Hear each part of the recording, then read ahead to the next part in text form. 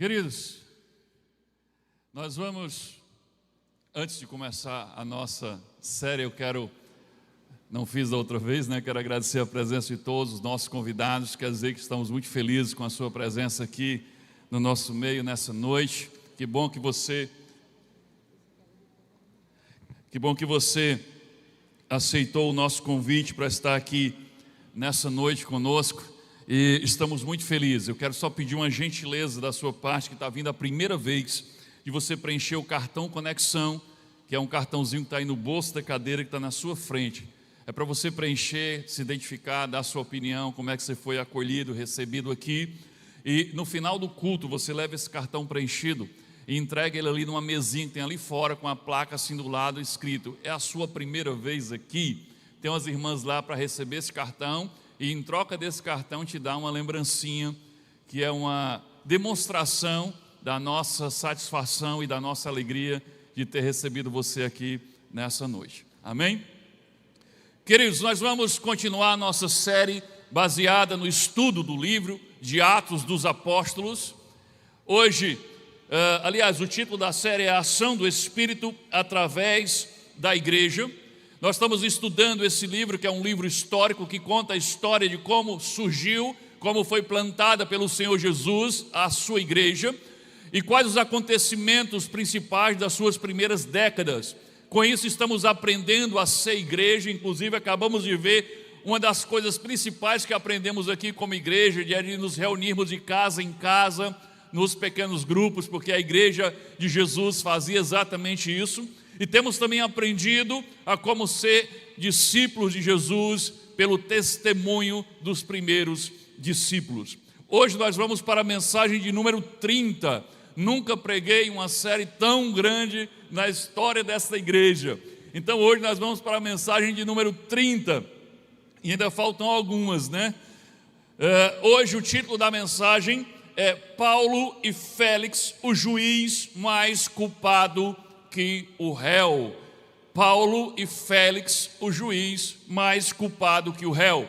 Hoje nós vamos estudar o capítulo 24 do livro de Atos dos Apóstolos.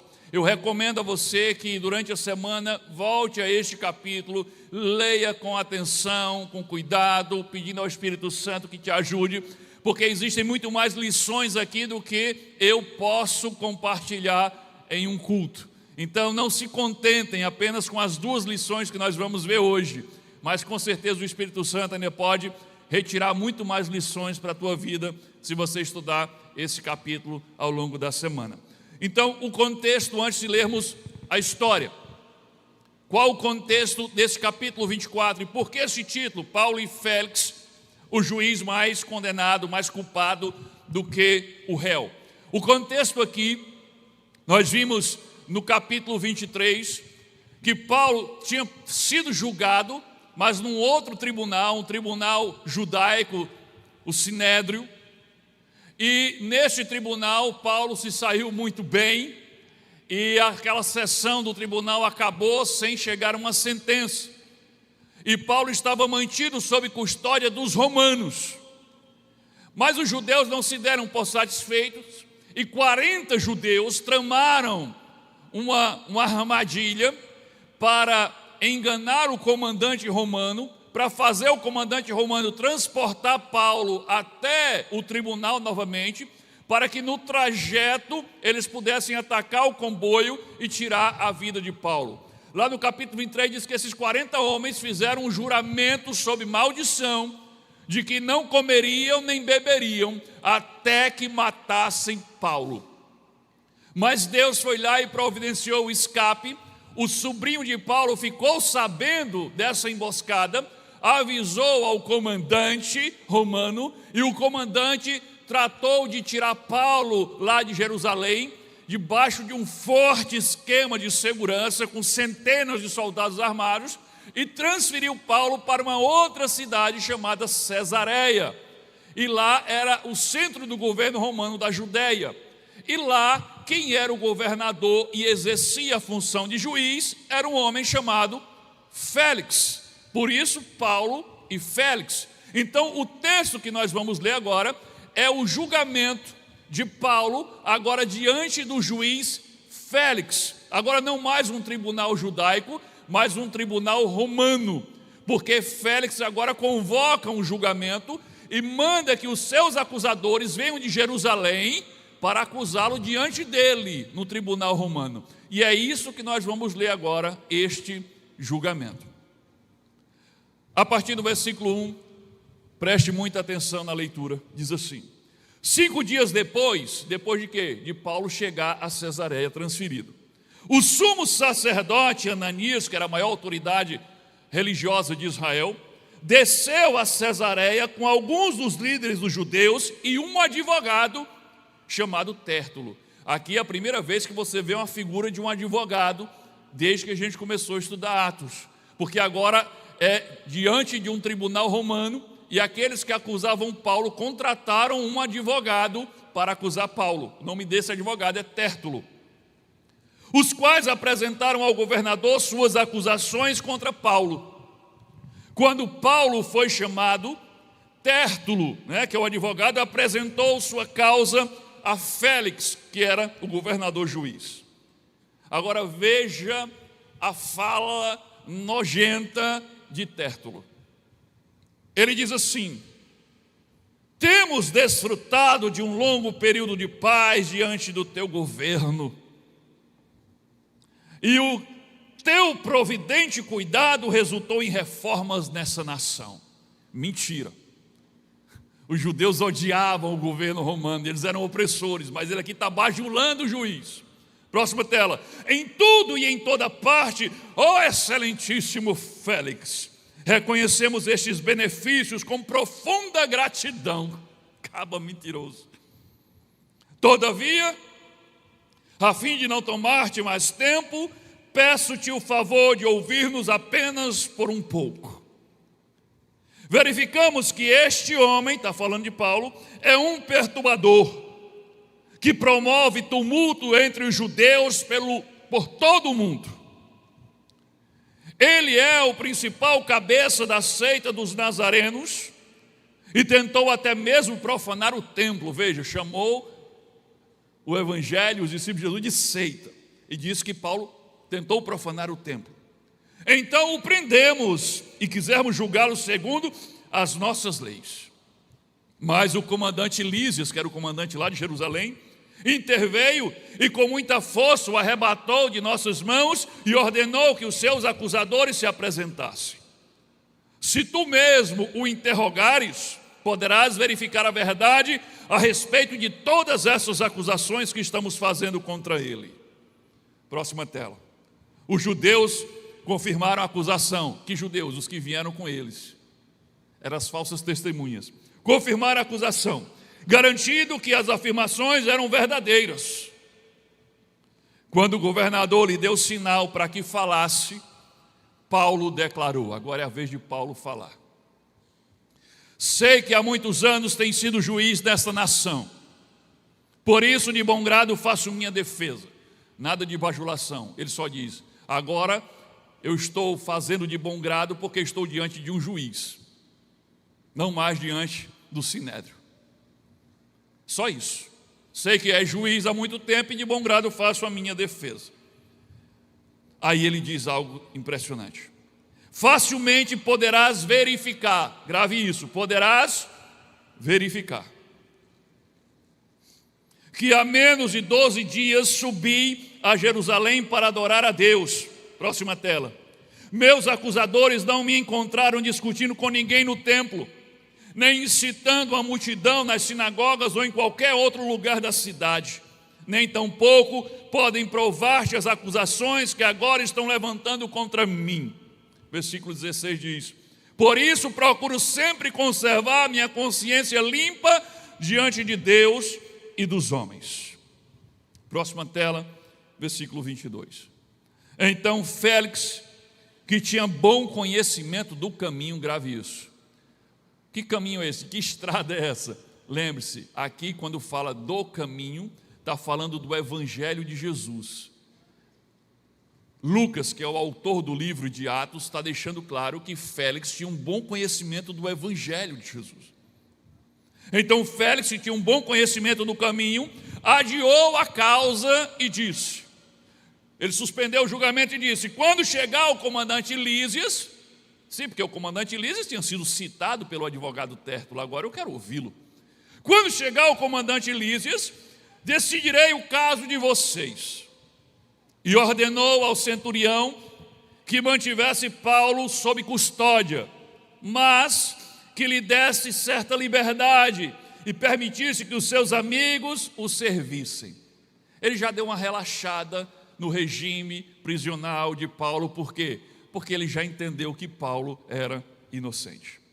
Próxima tela, versículo 24. Vários dias depois, Félix veio com Drusila, não é Godzilla, é Drusila. E se você estava procurando um belo nome para botar na sua filha, na sua próxima filha, eis aqui uma sugestão. Então Félix veio com Drusila, sua mulher, que era judia, mandou chamar Paulo e ouviu falar sobre a fé em Cristo Jesus. Aqui não era mais julgamento, aqui o governador estava ao lado da sua esposa e mandou chamar Paulo para que Paulo falasse de Jesus para eles, pregasse para eles. Quando Paulo se pôs a discorrer acerca da justiça, do domínio próprio e do juízo vindouro, Félix teve medo e disse, basta por enquanto, pode sair, quando achar conveniente, mandarei chamá-lo de novo. Versículo 26. Ao mesmo tempo, esperava que Paulo lhe oferecesse algum dinheiro. Olha só, o juiz era corrupto. Esperava que Paulo lhe oferecesse algum dinheiro, pelo que mandava buscá-lo frequentemente e conversava com ele. Grave isso, ele mandava buscar Paulo frequentemente e conversava com Paulo. Qual era o assunto de Paulo? Jesus. Passados 2 anos, querido, você sabe o que é isso? Você sofre um pouquinho, uma semana e já está reclamando de Deus. 2 anos preso injustamente por causa do nome de Jesus. Passado 2 anos, Félix foi sucedido, ou seja, ele foi substituído por Pórcio Festo. Todavia, porque desejava manter a simpatia dos judeus, não queria desagradar os judeus, Félix deixou Paulo na prisão. Ele foi embora, foi transferido, mas antes de sair, ele decretou que Paulo deveria continuar preso. Por quê? Porque Paulo era culpado? Não, porque ele não queria desagradar os judeus que acusavam Paulo com falsas acusações. Vamos orar? Paizinho querido, Deus amado, em nome de Jesus, Pai, tem misericórdia de nós. Estamos reunidos agora nesse lugar, Deus, com um único objetivo. Queremos ser ministrados pelo Teu Espírito Santo e pela Tua Palavra. Reconhecemos, Deus, que esse texto sagrado só pode ser compreendido espiritualmente se tivermos o discernimento do Espírito Santo.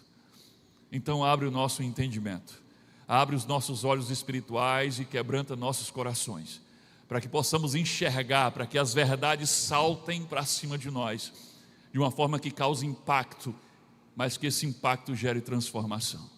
Fala conosco, Deus, nessa noite, por meio da Tua Palavra. Essa é a nossa oração no nome de Jesus. Amém.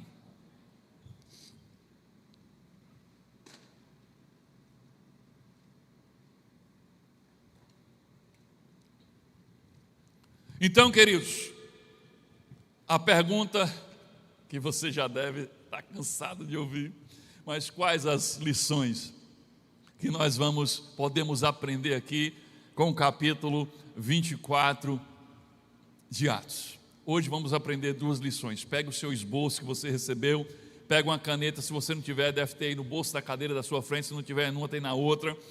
Pega a sua caneta, anote a palavrinha que está faltando, mas não se limite a isso. Anote tudo que Deus for falando com você nessa noite.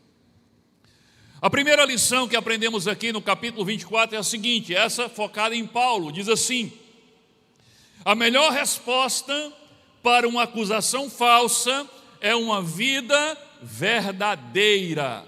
A melhor resposta para uma acusação falsa é uma vida verdadeira. Complete aí. Só relembrando, o trechinho do capítulo 24, o versículo 10, a parte B, o versículo 11 e o versículo 16 diz assim: Paulo declarou: sei que há muitos anos tem sido juiz nessa nação, por isso, de bom grado, faço minha defesa. Facilmente poderás verificar que há menos de 12 dias subi a Jerusalém para adorar a Deus. Por isso procuro sempre conservar minha consciência limpa diante de Deus e diante dos homens. Aqui tem 3 afirmações poderosíssimas. Antes de qualquer coisa, Paulo diz: eu vou fazer a minha defesa de bom grado. Em outras traduções diz com confiança, outras diz com tranquilidade. E de onde é que vinha essa tranquilidade, de onde é que vinha essa confiança de Paulo para fazer a sua defesa? Vinha de uma retórica muito bem ensaiada? Vinha da confiança de um advogado caro que ele tinha contratado? Não. Essa tranquilidade vinha da confiança de quem tem uma vida que não precisa ser explicada pelo fato de que ela pode ser verificada. E em seguida Paulo faz um convite ao juiz e diz: tu podes facilmente verificar. Estão me acusando de ter feito um monte de coisa em Jerusalém, tu podes verificar o que eu fiz quando estive lá. Tu podes verificar o meu procedimento. Tu podes investigar. Ele não está apelando para a emoção do juiz com bajulação, como o Tértulo, o advogado, fez. Ele está convidando o juiz para investigar as suas ações e a sua vida. Ele está liberando aqui o seu sigilo bancário, telefônico e telemático. Se tivesse, né? Eu estou só trazendo para nossos dias. Tu podes verificar, essa é a frase, tu podes verificar. Querido, apenas quem não tem nada a esconder tem coragem de fazer esse tipo de convite a uma autoridade que tem todas as condições para de fato verificar a tua vida. A verdade é que pouca gente teria coragem de dizer o que Paulo disse àquele juiz. E vou mais, nem todo inocente teria coragem de dizer isso para uma autoridade que tenha a capacidade de realmente verificar. Porque pode ser que você seja inocente naquela acusação específica, mas se abrir a tua vida, se começar a vasculhar a tua vida, vai aparecer um monte de coisas das quais você se envergonha. Quem vive na escuridão tem medo de investigação. Paulo não disse: ó, seu juiz, acredite por favor na minha palavra. Não, ele disse: verifique.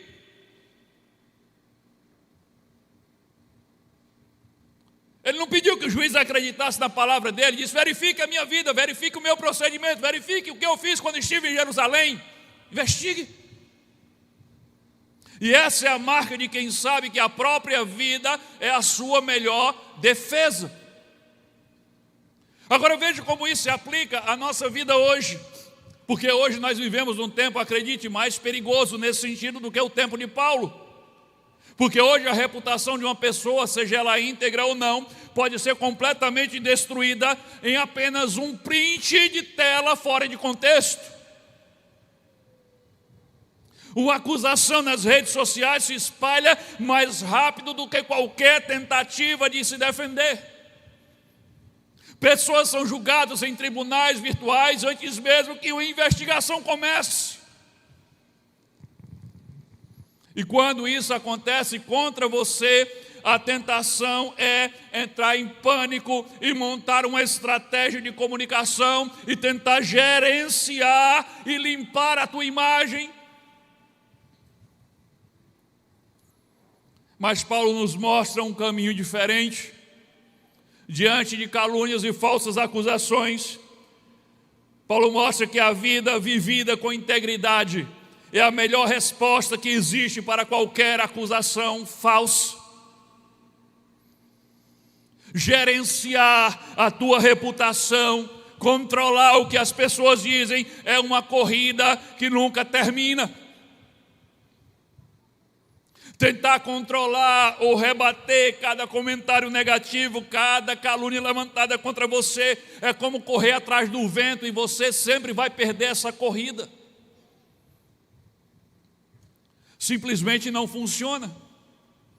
E não funciona por uma simples razão, porque uma calúnia, uma difamação, uma acusação, ela tem um poder de circulação muito maior do que a verdade que a combate.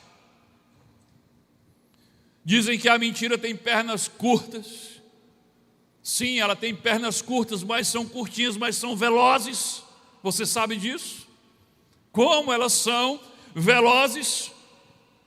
Porque as pessoas gostam de compartilhar o que destrói. Elas não gostam, elas não estão interessadas em compartilhar o que edifica. Uma acusação, uma calúnia, ela chega rapidamente a 10, 15, 20 pessoas assim num piscar de olhos, mas a explicação que coloca por terra a acusação falsa, ela não passa de 2 ou 3 pessoas. Então não perca seu tempo correndo atrás do vento. Você nunca poderá alcançá-lo. As explicações nunca terão o mesmo alcance das acusações. Nunca terão. Você sabe disso. Então, nem se iluda, nem se desespere. Esse é o conselho. Nem se iluda, nem se desespere.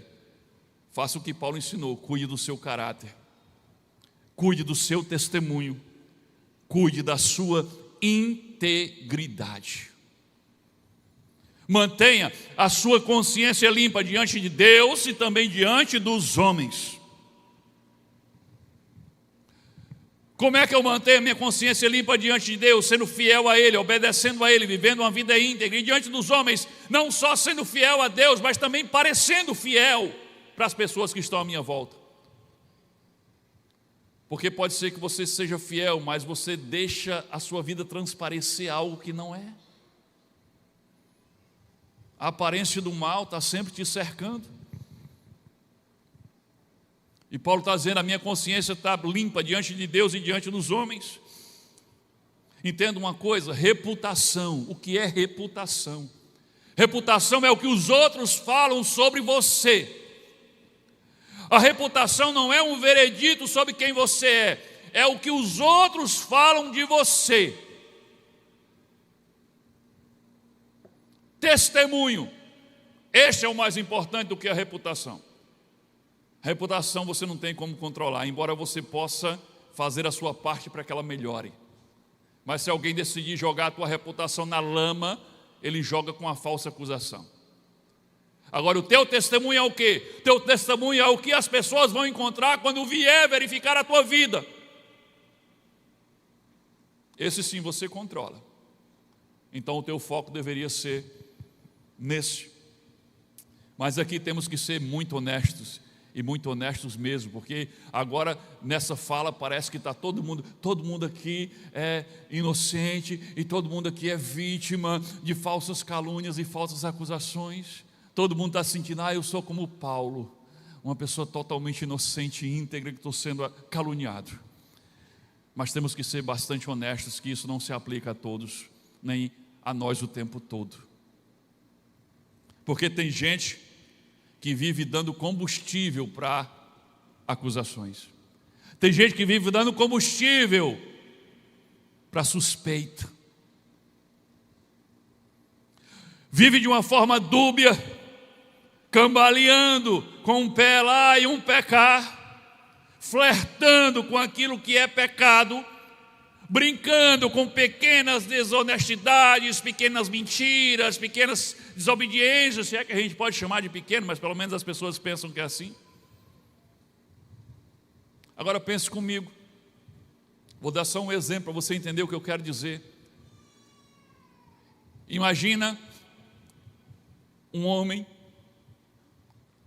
que está sendo acusado de adultério. Agora imagina qual o peso dessa acusação sobre ele, quando se vai verificar a vida dele. E no telefone dele está cheio de mensagens, de brincadeirinhas inadequadas com as colegas de trabalho, com as colegas de faculdade. Está cheio de comentáriozinhos inapropriados, de insinuações, de elogios para outras mulheres que não é a dele. E aí vem uma acusação, e ele não é adúltero, ele não adulterou, mas quando se vai verificar, tem esse monte de coisinha lá. E aí fica difícil, meu irmão, fica difícil a sua situação. Porque se a tua vida está cheia de fumaça, é difícil a gente acreditar que não tem fogo quando alguém diz, fogo! Porque eu olho e vejo a fumaça e digo, é verdade, tem fogo lá. Não, mas essa fumaça está vindo de outro canto, passando aqui por cima. Está difícil de acreditar, irmão, está difícil. Entende? Não tem integridade. A verdade é que uma falsa acusação, ela encontra muito mais âncora, ela encontra muito mais espaço para grudar quando recai sobre alguém que não vive uma vida de integridade. Paulo podia dizer para aquele juiz, podes verificar, mas nem todo mundo tem coragem de dizer uma coisa dessa. Tem gente que morre de medo de uma verificação, de uma investigação, medo de que olhem o seu celular, medo de que descubram as suas conversas secretas, medo de que examine o seu extrato bancário, a fatura do seu cartão de crédito. Por isso que integridade é a sua maior proteção contra falsas acusações. Paulo poderia dizer tranquilamente, Paulo diz, eu faço a minha defesa com tranquilidade. Por quê? Porque ele tinha uma vida que poderia ser verificada. E ele estava em paz com isso. É como se ele dissesse a Félix, quer as minhas senhas? Quer ter acesso a tudo? Pode olhar, você não vai encontrar nada errado aí. Mas eu preciso também ser mais uma vez honesto, porque essa lição, ela tem o seu limite. Eu poderia aqui muito bem dizer, então meu irmão, se você for íntegro diante de Deus e diante dos homens, não tema, nenhuma acusação poderá fazer mal a você, nenhuma acusação poderá destruir a sua vida. Mas não é verdade. A vida íntegra é a melhor defesa contra a falsa acusação, mas ela não deixa você completamente imune a esse tipo de investida do diabo. Porque nós estamos diante do próprio apóstolo Paulo, um homem inteiramente íntegro, com a vida que poderia ser verificada, comprovadamente inocente, mas só aqui no capítulo 24 descobrimos que ele vai ficar 2 anos preso injustamente. Então aquela falsa acusação fez um estrago terrível na vida de Paulo. Então eu não quero aqui florear e dizer, tem uma vida íntegra e você nunca será vítima, você nunca sofrerá consequências de acusações falsas. Não. A vida íntegra ainda é a melhor defesa, mas ela não deixa você completamente imune. E sabe por que ela não deixa você completamente imune? Porque nós estamos cercados de pessoas, a maioria das pessoas, elas têm sede de sangue. As pessoas vão acreditar numa calúnia independente da evidência. Elas sentem prazer na queda de alguém que parece íntegro. Elas têm prazer em jogar lama na reputação de alguém. A calúnia é a abominação diante de Deus, porque é falso testemunho. Mas a calúnia é o entretenimento preferido da maioria das pessoas.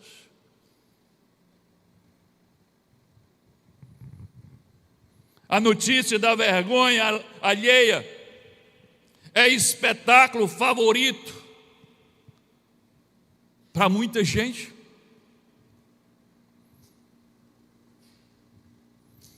Eles não querem ver a verdade, eles não querem saber da verdade, eles querem um show. É por isso que Paulo, no seu julgamento, ele não diz a Tértulo, o advogado mentiroso, ele não diz ao sumo sacerdote mentiroso e caluniador, verifique a minha vida. Não, ele não perde tempo dizendo para esses, nem para os judeus que estavam lá como falsas testemunhas.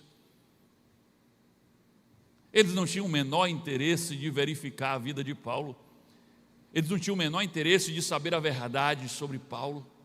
Eles só queriam condenar ele. Por isso Paulo diz isso a Félix, alguém que poderia ter a possibilidade de querer descobrir a verdade.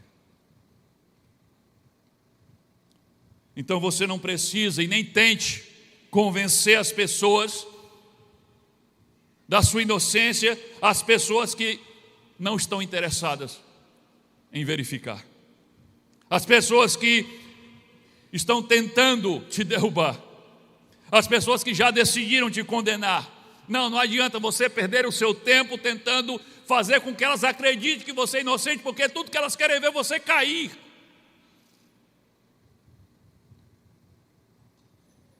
Você só precisa estar preparado para convencer aqueles poucos que estão dispostos a verificar. E eles serão convencidos não por suas palavras, mas pelo seu testemunho, pelo que eles vão encontrar quando verificar a sua vida. Agora deixe-me perguntar uma coisa, direto. E se alguém investigasse a sua vida hoje? Se viesse uma falsa acusação sobre você, você poderia dizer assim: pode investigar, pode verificar a minha vida, um livro aberto. Você conseguiria fazer isso? E se alguém começasse a investigar a sua vida agora, nesse momento, nesse dia, e visse todos os seus e-mails, inclusive os que foram deletados? Você sabe que tem como fazer isso, né? Já está preocupado, né? Vai tocar fogo no computador, não. E verificasse todos os seus e-mails, e verificasse tudo o que há no seu telefone, o que há e o que houve no seu telefone, verificasse todas as suas conversas no WhatsApp, principalmente aquelas que você apagou,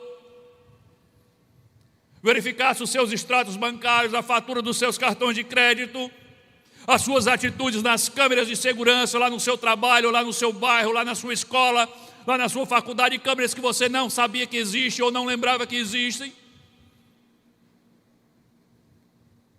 Eu pergunto, o que é que seria encontrado? O que é que ia ter lá?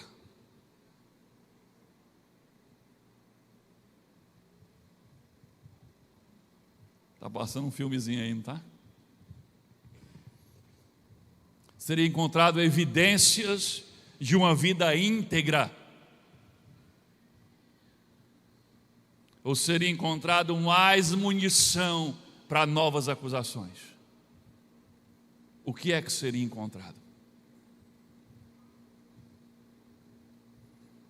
Por isso a orientação prática que aprendemos com Paulo aqui não é nunca se defenda. Não, porque Paulo se defendeu. Paulo fez a sua defesa.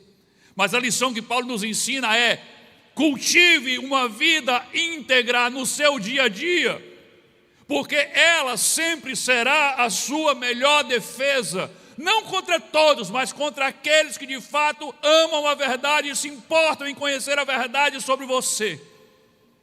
Aqueles que vão se dar ao trabalho de verificar, estes encontrarão uma vida íntegra que vai derrubar as acusações.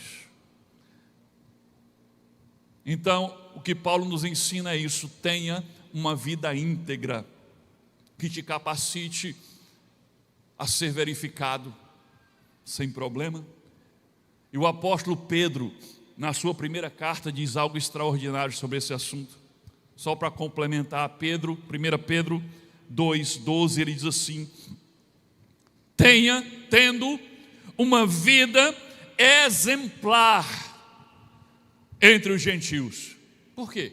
Ele explica: para que nas coisas que falam mal de vocês, como malfeitores, ou seja, estão falando mal de vocês e acusando vocês de serem malfeitores, eles possam observar, ou seja, verificar as boas obras e glorificar a Deus no dia em que Ele os visitar. Olha o que Pedro está dizendo: tenha um viver exemplar, ou seja, viva em integridade, porque diante dos gentios, para que aqueles que vos acusam de serem malfeitores, aqueles que fazem calúnias contra vocês, ao observar as boas obras, ou seja, o seu bom procedimento, sejam obrigados a glorificar a Deus pelo que enxergam e pelo que vão encontrar na sua vida. Então, querido, que busquemos, todos nós, com todas as nossas forças, ter um estilo de vida que nos habilite a dizer a qualquer pessoa: tu podes verificar. Que você possa ser capaz de dizer isso sem sentir medo quando for acusado de alguma coisa. Amém?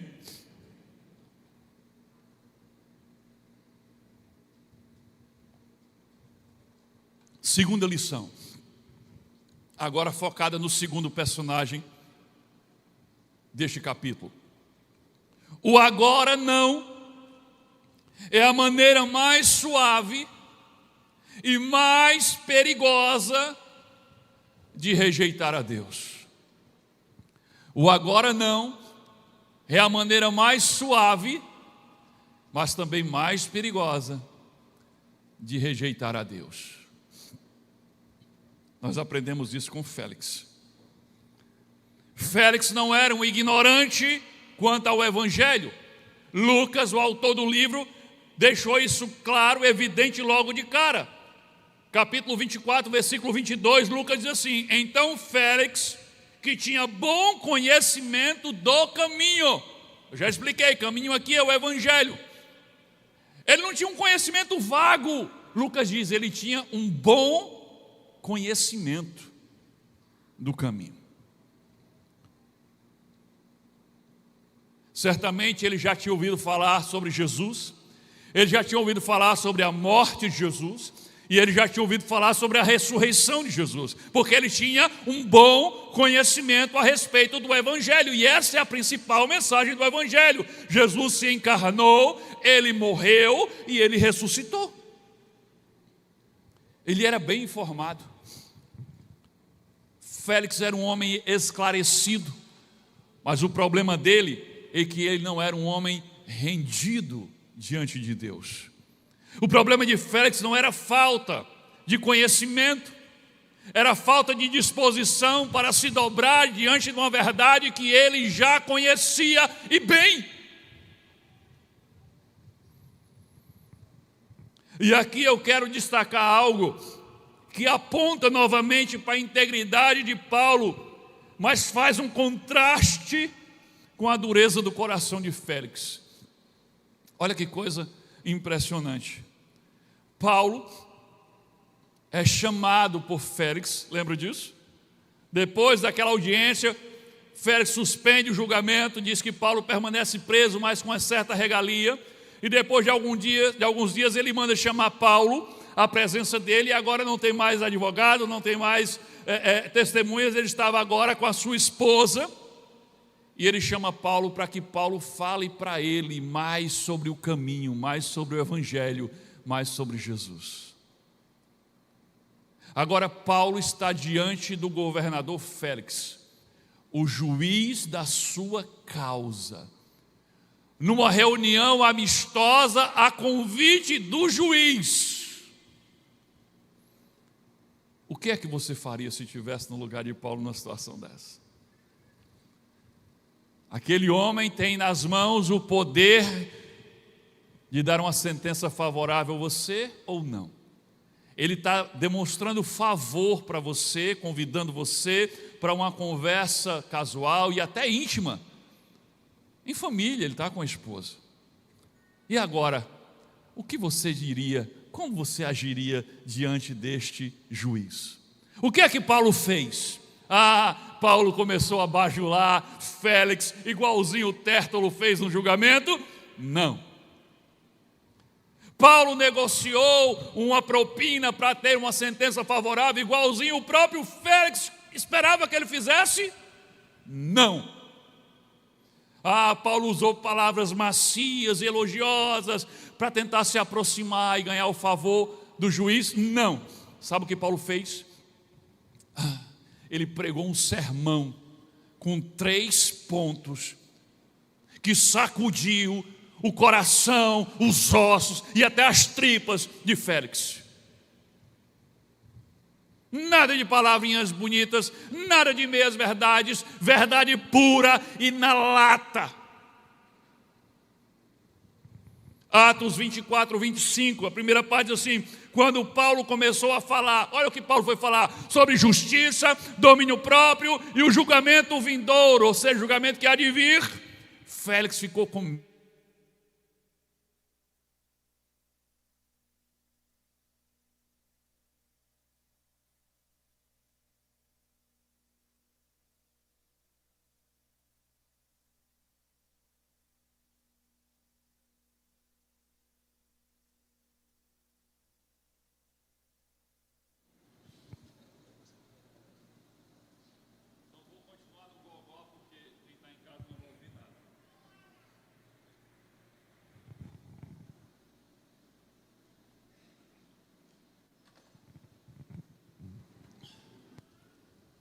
Observe que o sermão que Paulo pregou está aqui com 3 pontos.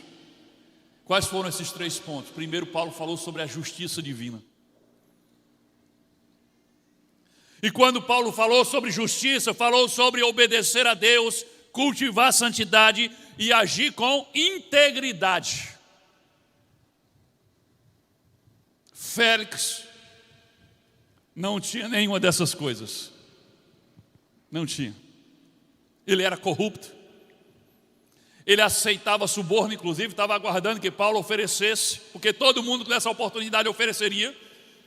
E ele usava o poder que existia como juiz para ter ganhos pessoais. Quando Paulo pregou sobre justiça, levantou-se um espelho enorme diante de Félix, e ele pode ver a sua própria imagem no espelho, e a imagem que ele viu não era bonita. Depois Paulo vai para o segundo ponto do sermão, e ele fala sobre domínio próprio. Quando Paulo falou sobre domínio próprio, estava falando sobre o controle das suas próprias paixões carnais, a disciplina que Deus exige de todo homem. Isso pegou Félix em cheio, porque Félix era escravo da sua própria carne, dos seus desejos e das suas paixões. Talvez você não saiba, porque a Bíblia não relata, mas os historiadores relatam que Félix era um homem dissoluto. Félix era um homem que dominava soldados, dominava prisioneiros, dominava processos, mas não dominava os seus próprios desejos pecaminosos. Ele já tinha sido casado 3 vezes, e o problema não é só esse. O problema é que Drusila, lembra de Drusila? A sua atual esposa, ela era filho de Herodes Antipo, Agripa, aliás, primeiro. E Félix tinha tomado ela do marido dela. E ela está do lado de Félix, e Paulo está falando sobre domínio próprio, dominar suas paixões carnais. E aquilo atingiu Félix em cheio. A mulher que estava do seu lado era o símbolo de que ele não tinha domínio próprio, que ele fazia de tudo para satisfazer todos os desejos da sua carne. E depois Paulo, para fechar, vem com o terceiro ponto desse sermão, quando ele fala sobre o julgamento que há de vir. E que julgamento é esse? É o juízo final, o dia em que todos prestarão contas diante de Deus. Quando Paulo falou sobre o juízo vindouro, ele estava falando sobre a prestação de contas que Félix teria que fazer diante do supremo juiz, que é Deus. E Félix sabia que naquele tribunal ele não poderia dizer como Paulo disse diante dele. Ele não poderia dizer a Deus: tu podes verificar.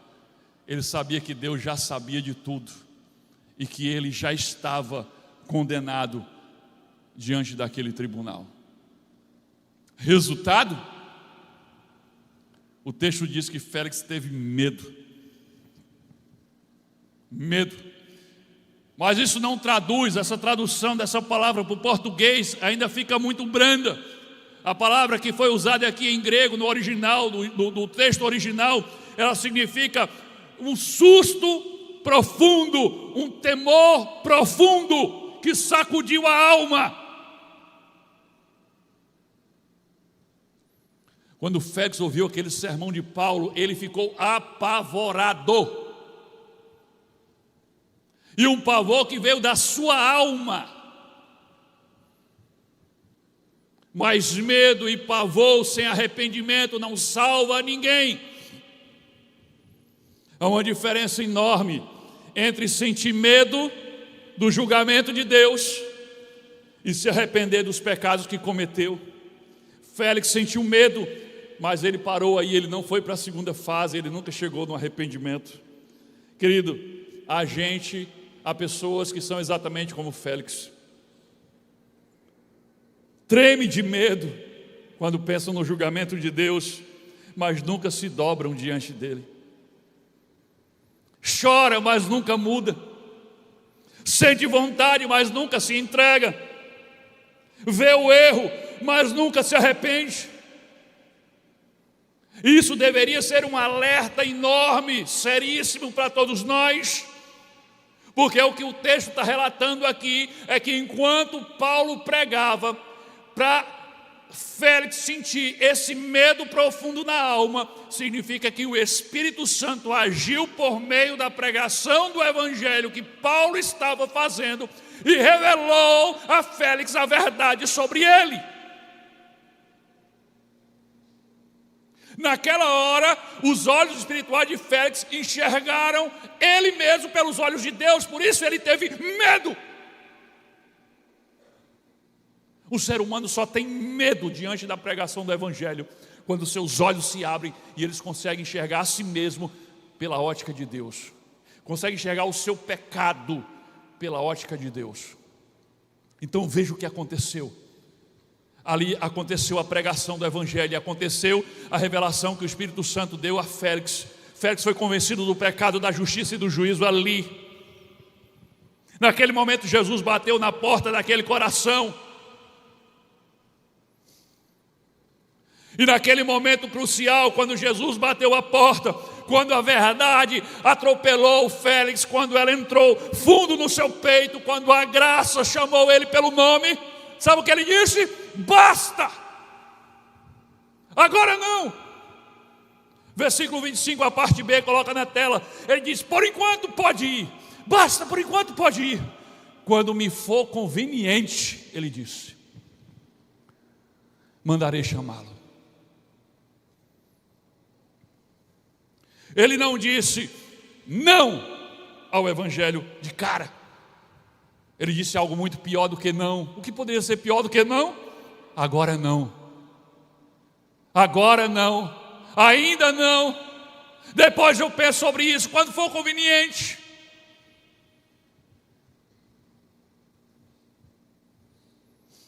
E o agora não.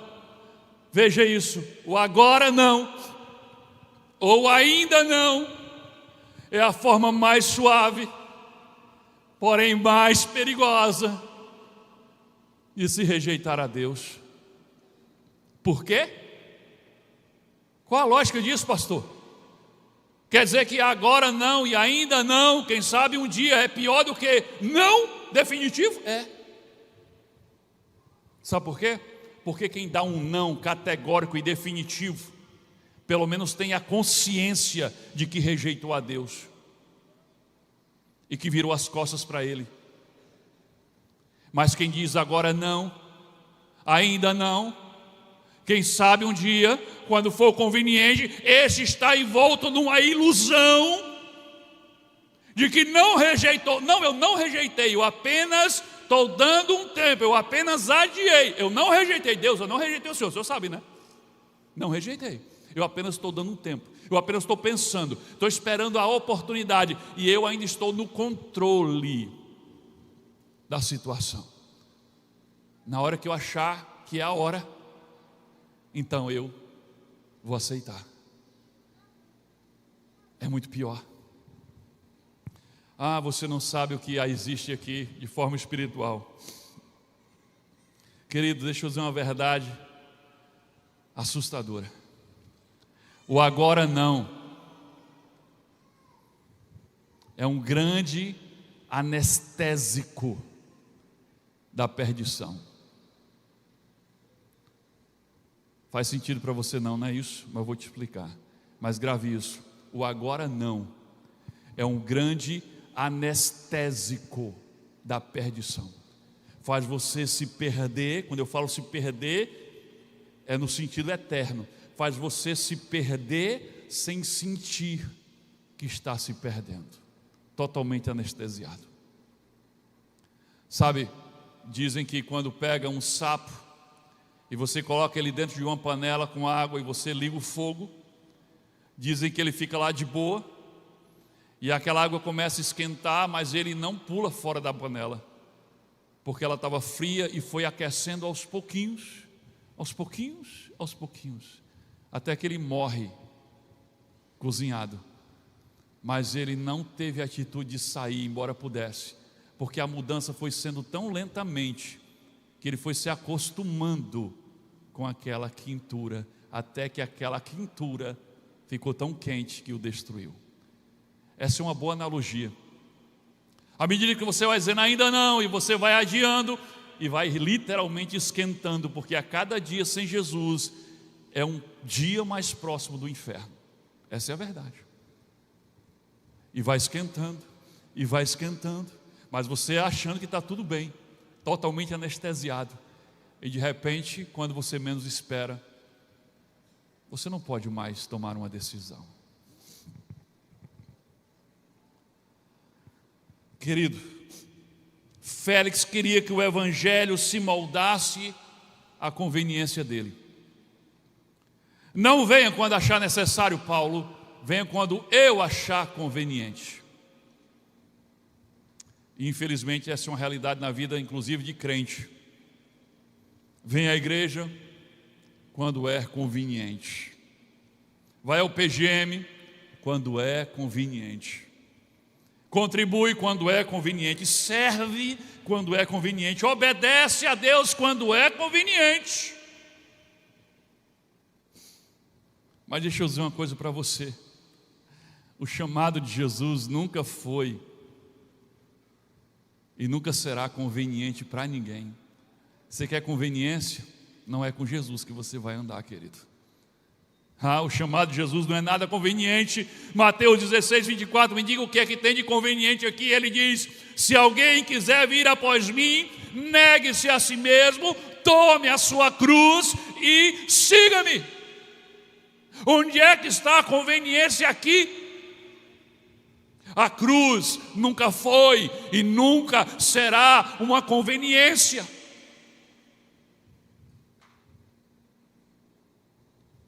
Quando Jesus chamou Pedro e André, não foi no tempo conveniente deles, eles estavam lá lavando as redes e chateados. Aquela é hora para chamar a pessoa.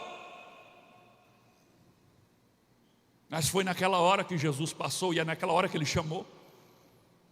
Quando Jesus chamou Mateus, ele estava em pleno expediente, no meio de um expediente, na coletoria de impostos. E Jesus passou lá e diz: larga tudo, vem, segue-me. Quando Jesus encontrou com a mulher samaritana, era pingo do meio-dia, ela estava tirando água de um poço. Isso é hora de vir incomodar. Ainda mais um judeu falando com a samaritana. Mas foi assim que Jesus se revelou a ela como Messias. Não era conveniente, nunca é conveniente. Jesus não está preocupado, querido, com a sua conveniência.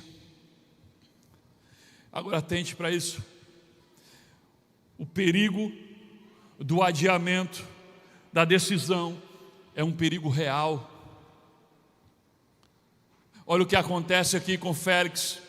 Atos 24, 27. Olha o que acontece com Félix. Diz assim: quando 2 anos se passaram, 2 anos, Pórcio Festo sucedeu Félix, ele foi substituído, transferido para outro lugar. 2 anos, querido, 2 anos inteiros, Félix esteve pertinho de Paulo. Por 2 anos inteiros, ele teve o maior pregador do evangelho da história à sua disposição para pregar sermões particulares, quando ele quisesse chamar. E Lucas diz que ele chamou várias vezes Paulo para conversar. 2 anos dizendo: agora não, basta, depois eu chamo. 2 anos, 2 anos inteiros. Paulo certamente pregou dezenas, talvez uma centena de sermões para Félix durante esses 2 anos. Cada conversa era uma nova oportunidade de arrependimento que ele desperdiçava. E cada vez Félix dizia: agora não, agora não. E cada vez que ele dizia agora não, o golpe que ele dava no seu próprio coração era tão forte que ia deixando ele cicatrizado e endurecido. Cada agora não vai deixando o coração mais endurecido, entenda isso. Você pode pensar assim: não, então é perigoso adiar, porque pode ser que eu morra e não dê mais tempo escolher, decidir, aceitar. Não é só isso, é mais grave do que isso. Sabe qual é o resultado? No caso de Félix, ele foi transferido, saiu de cena, e o tempo da conveniência dele nunca chegou. Agora se segure na cadeira para essa verdade: a graça tem prazo. Tem. Ela não está disponível por tempo infinito para você, nem para mim. A graça tem prazo. Esse poderia ser inclusive o título desse ponto da mensagem, dessa lição. A graça tem prazo. Deus não trabalha no tempo da sua conveniência, meu amado. Cada vez que você diz não ao Espírito Santo, cada vez que você diz não ao que o Espírito Santo revela a você diante da pregação do Evangelho, fica mais fácil de dizer não na próxima vez. A cada não, o seu coração endurece um pouco mais. A cada não, os seus ouvidos vão fechando um pouco mais. A cada não, os seus olhos vão escurecendo um pouco mais, até que não há mais volta.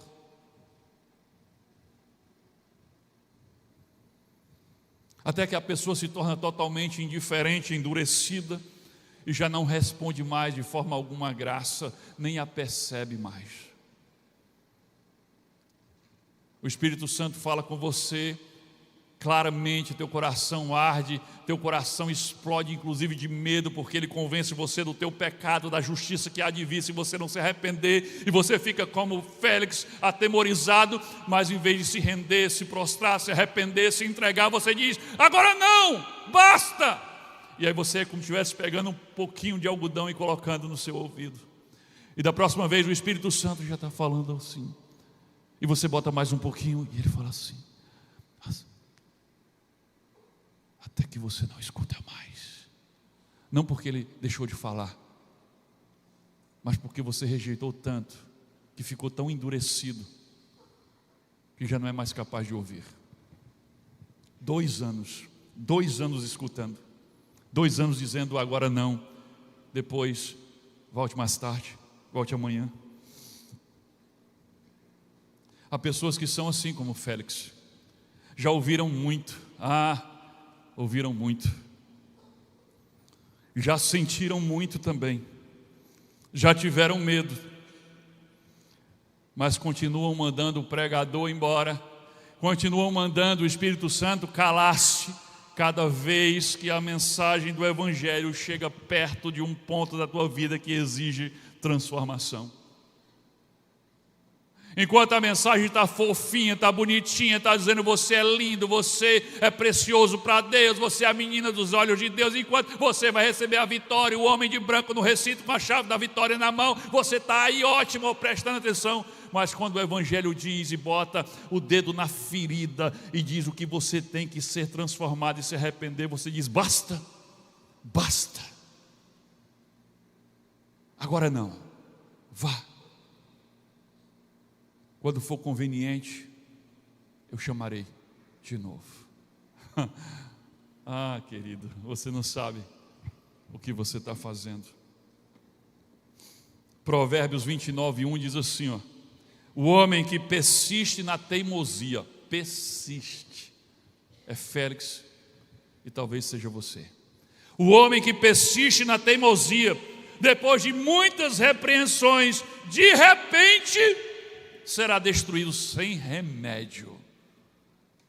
Aí você diz: espera aí, tem alguma coisa errada que não está certa.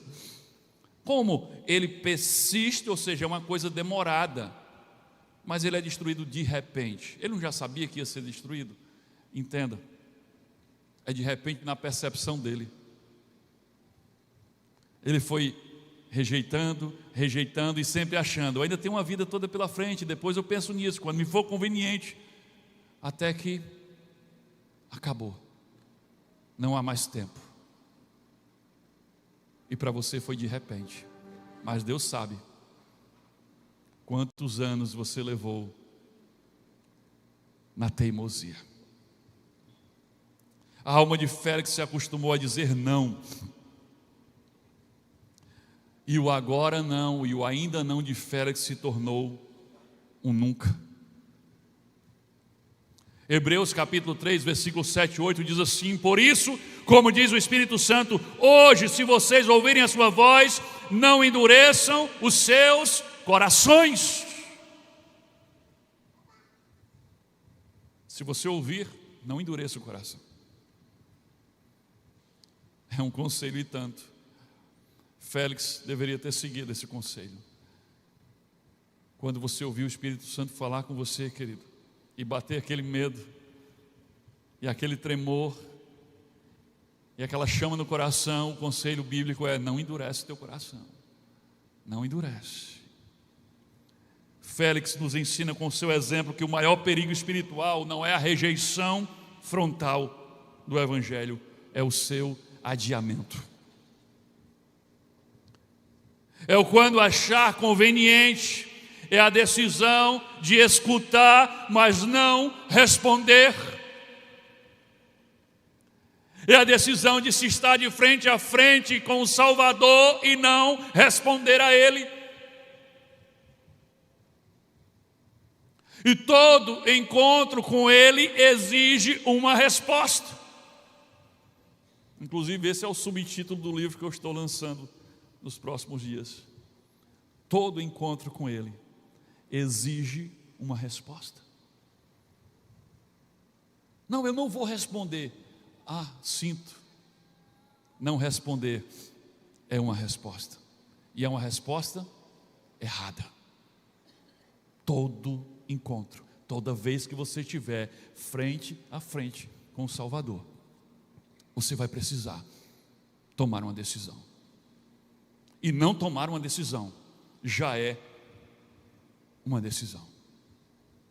2 Coríntios capítulo 6, versículo 2 diz assim: pois diz ele, no tempo favorável eu ouvi, e no dia da salvação eu socorri. Digo-vos que agora é o tempo favorável, agora é o dia da salvação, agora é hoje. 2 anos se passaram. Félix ouviu dezenas de sermões, teve medo, teve chance, teve convicção dos seus erros, mas nunca teve arrependimento. E quando o tempo acabou, ele saiu de cena e Paulo continuou preso.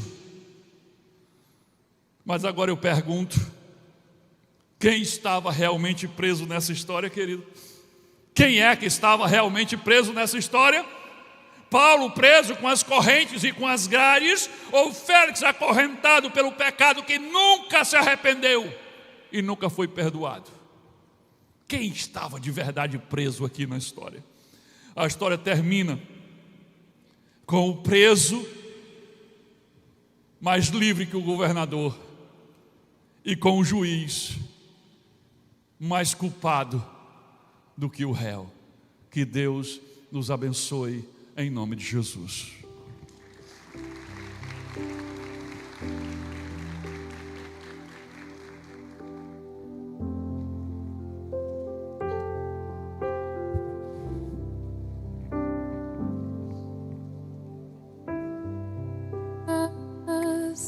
Que andei fazendo,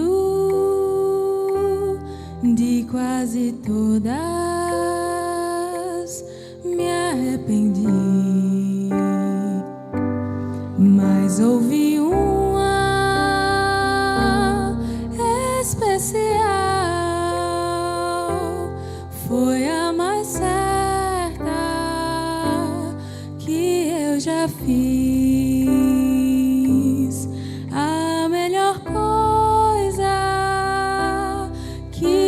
Já fiz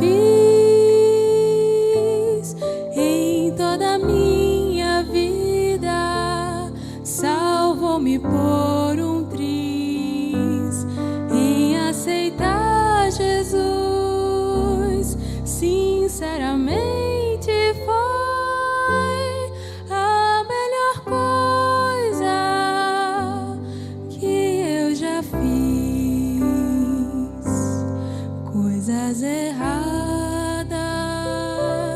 que andei fazendo na condição de pecador, mas quando achei-me desfalecendo, tomei a decisão que me salvou. A melhor coisa que eu já fiz em toda a minha vida, salvou-me por um triz em aceitar Jesus. Sinceramente foi a melhor coisa que eu já fiz. É verdade, é verdade, é verdade, é verdade. Queridos, Félix ficou perturbado quando Paulo falou sobre três coisas: justiça, domínio próprio e juízo final. E se você está aqui hoje e se sentiu como Félix se sentiu, saiba que isso não é coincidência, é porque o mesmo Espírito Santo que falou a Félix naquele tempo está falando com você agora. A diferença é que você ainda tem a oportunidade de tomar a decisão que Félix não tomou. E a boa notícia é que a mesma mensagem que perturbou Félix tinha o poder de salvá-lo. Pena que ele não entendeu isso. Porque o mesmo Jesus que revela o teu pecado é aquele que te salva. Porque Jesus morreu para pagar exatamente pela falta de justiça que nos condena. Ele morreu para dar exatamente a nós o domínio próprio que nos falta. Ele morreu para nos livrar do juízo vindouro que nos assusta. A mesma mensagem que te perturba tem o poder de te salvar. Quando Jesus falou, quando Jesus falou conversando com Nicodemos, em João 3, 16 e 17, ele deixou isso muito claro. Porque Deus amou o mundo de uma tal maneira que deu o seu Filho unigênito, para que todo aquele que nele crê não morra, não pereça, mas tenha a vida eterna. O versículo 17 ele diz: porque Deus não enviou o seu Filho ao mundo para condenar o mundo, mas para salvá-lo por meio dele. E no 18 ele vai dizer: porque quem não crê no Filho já está condenado por não crer no unigênito Filho de Deus. Tem gente que confunde tudo e acha que Jesus veio para condenar, para apontar e dizer: você está condenado. E Jesus está dizendo: não, o Pai me enviou para salvar, porque todos que não creem em mim já estavam condenados. Todo ser humano, ele já nasce mergulhado no pecado e com o passaporte carimbado para o inferno, ache você bom ou não. E Jesus veio para mudar essa história. Ele veio para nos salvar. E quando você crer nele, recebe como seu Senhor e Salvador, então ele paga pelo pecado que você não pode pagar. Ele cancela a sentença de condenação que já está sobre você. E ele vai dar a você o domínio próprio, porque você deixa de ser escravo do pecado quando passa a ser servo de Jesus. Então, querido, se você está aqui hoje e ainda não é discípulo de Jesus, hoje, como diz o apóstolo Paulo em 2 Coríntios, hoje é o dia. Hoje é o dia. Agora é a hora. Não faça como Félix, querido. Não deixe para amanhã. Não deixe para quando for conveniente. Não coloque mais dureza no seu coração. Não coloque mais um algodãozinho no seu ouvido espiritual. Não coloque mais uma película sobre os teus olhos, porque amanhã vai ser mais fácil dizer não do que hoje, e depois de amanhã mais fácil, até que você nem vai considerar mais dizer sim. A graça está disponível, mas ela não está disponível para sempre. Então, se você quiser receber Jesus agora como teu único e suficiente Senhor e Salvador, se você quiser abrir a tua vida para recebê-lo, se você quiser se tornar discípulo dele agora e aceitar o pagamento da tua dívida que ele fez na cruz, se você quiser agora se prostrar diante dele, confessar os teus pecados e arrepender-se e deixar que ele lave você e te purifique, porque lá em 1 João 9 diz: se nós confessarmos os nossos pecados, ele é fiel e justo para nos perdoar e nos purificar de toda injustiça. Agora você está diante de uma decisão, assim como Félix. Quando Paulo pregou para ele sobre a justiça, sobre o domínio próprio, sobre o juízo final, Félix ficou diante de uma decisão. De um lado, todos os pecados que ele viu que cometia e que Deus o condenaria por isso.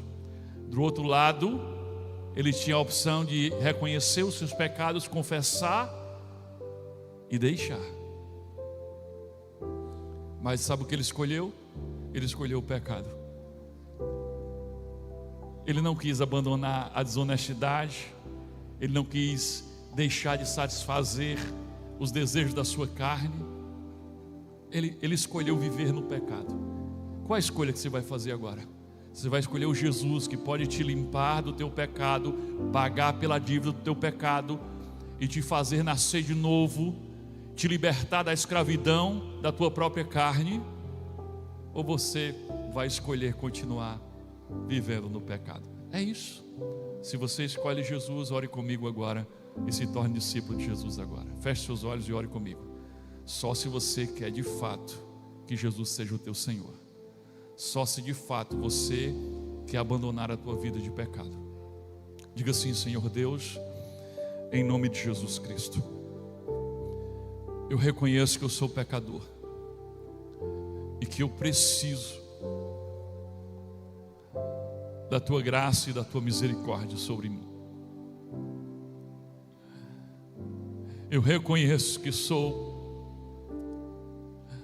pecador e que ando distante dos teus caminhos. Eu reconheço que a minha dívida é impossível de ser paga por mim mesmo. Por isso eu peço que o Senhor me perdoe e me lave com o sangue do teu Filho Jesus, e me torne digno de entrar na tua presença como um filho diante do Pai.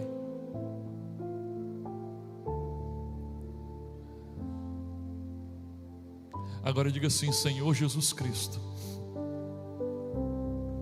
eu abro a porta da minha vida para o Senhor. Faça de mim a tua casa e governe a minha vida. E eu declaro agora que tudo que houver na minha vida que não te agrade, que não faça parte dos teus planos para mim, por mais que eu goste, eu abro mão agora. E se eu não quiser soltar, arranca de mim, porque a partir de hoje eu só quero para mim aquilo que o Senhor também quer. Muda minha mente, transforma a minha vontade, muda o meu querer, me faz gostar das coisas que o Senhor gosta e me faz ser atraído por aquilo que te atrai. Me dá um coração novo e uma mente renovada.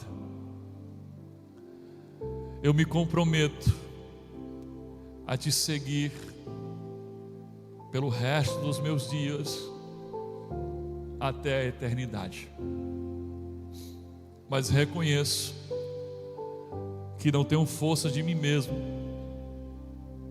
para ir até o fim. Eu admito que sou fraco e que eu sou falho. Portanto, segura na minha mão e segura firme. Quando os meus pés vacilarem, firma os meus passos. E quando eu cair, me levante. E quando eu estiver tão fraco que eu não consiga andar, por favor, Jesus, me leva no teu colo. Só não me deixes ficar para trás. Me leva, me conduz no teu caminho até a eternidade, até a presença do Pai. Para que quando eu chegar diante do Supremo Juiz, eu não me apresente a Ele como um réu, mas como um filho amado, perdoado pela graça. É assim, Jesus, que eu oro. Esta é a minha decisão, em nome de Jesus. Amém.